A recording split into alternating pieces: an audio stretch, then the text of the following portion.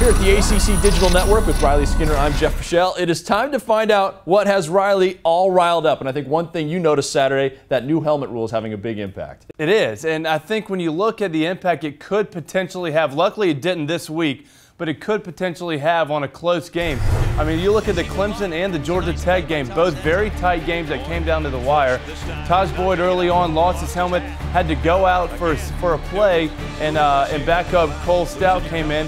But you think, if it's 1 minute left, you're on the 20-yard line, and the helmet for some reason slips off, not to any significant reason, I mean, it could be a 3rd and 10, and Taj Boyd is not out there possibly for the game-winning drive, and it could go, you know, one way or the other. I just think it needs to be a case-by-case rule where the ref needs to look and kind of evaluate the situation and make the decision whether you go to sit out for a play or you can come back in if it wasn't that big of a hit. So I just think it's a tough rule to have such a concrete structure to. To be clear, if it's a face mask, that's not a case where a player would have to leave the field. By the way, Jimbo Fisher did say he thinks the NCAA went overboard on this one. It appears, Riley, you agree. The other new rule, the kickoff rule, now we're seeing a lot of touchbacks and teams starting on the 25, not the 20.